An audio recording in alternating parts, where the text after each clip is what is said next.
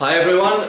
Two things I want to say about medieval European swords and scabbards. Okay.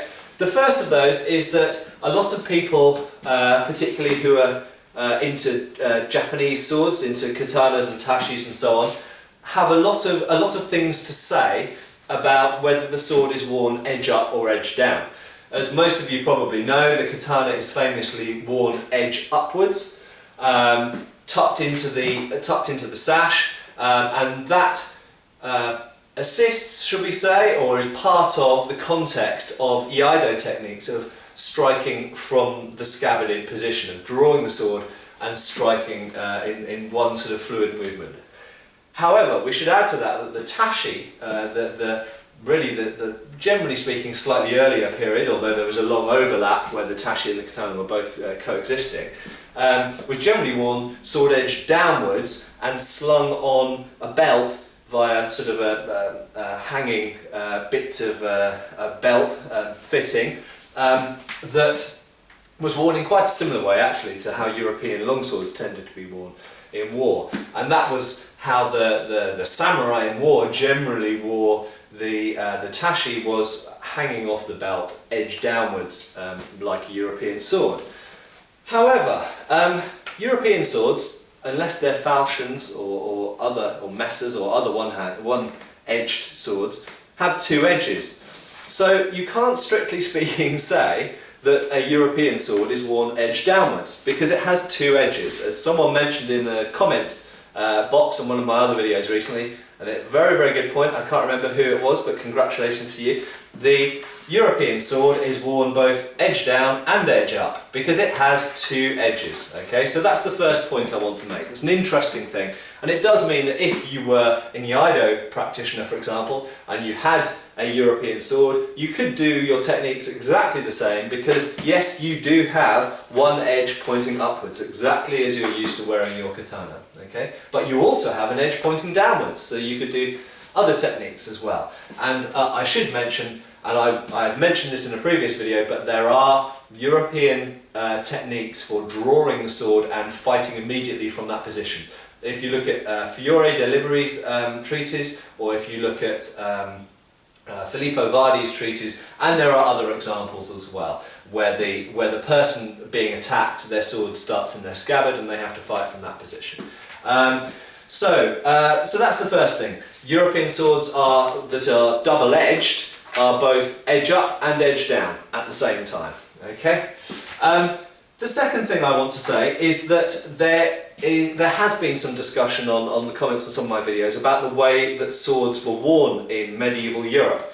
And there are various different belt arrangements and ways that the scabbard was attached to the belt that I won't go into now. That's a big topic and a different topic, and one really that needs to be illustrated with examples or pictures, which I can't do right at this second.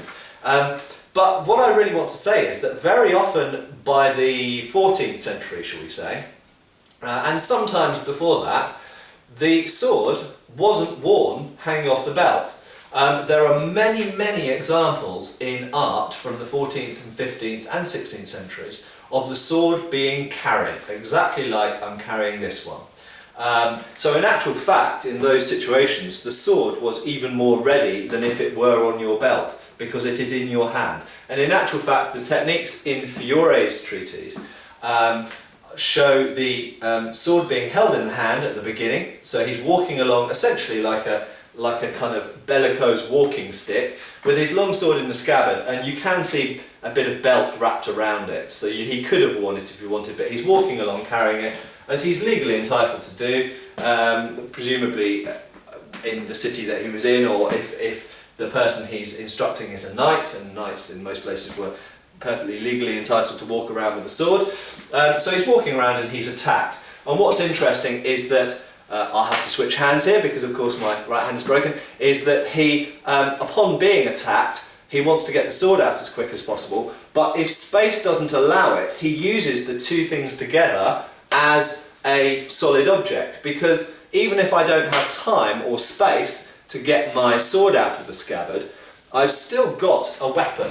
It's not a weapon I can kill someone so easily with, but it is a piece of wood with leather around it, around a sword. So it's quite a heavy object. And I can poke someone in the face with that, I can clout them around the head with it, of course I can pommel them with it, and so on. And in actual fact, there's one, I believe it's 14th century, or it could have been 15th century, English account I found of a legal case where someone had, as a defence, claimed that they meant to hit their attacker with the scabbarded sword, but the scabbard had flown off and he'd hit him with the edge of the sword, which wasn't what he intended to do, so that was his legal defence. But anyway, going back to Fiore, so he can use the whole thing. Obviously, defensively, it's a great object, it's a great big solid thing, a stiff mass, and in this case he's attacked by someone with a dagger.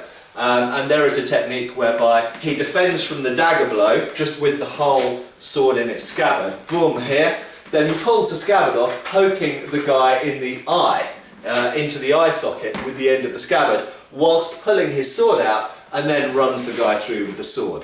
And at that point, of course, you've also then got a scabbard and a sword. So if you're attacked by more people, you can use the sword, cutting and thrusting, and you've got a scabbard that you can defend yourself to some degree with as well. Or even just throw in someone's face as a distraction before you hit them. So there we go. Two things about medieval swords and scabbards. Firstly, that they are always edge up and edge down at the same time, if they're double-edged. And secondly, that medieval swords were often carried in their scabbards rather than worn. And that affects the whole context of how you can defend yourself and how you can deploy the sword. Thank you.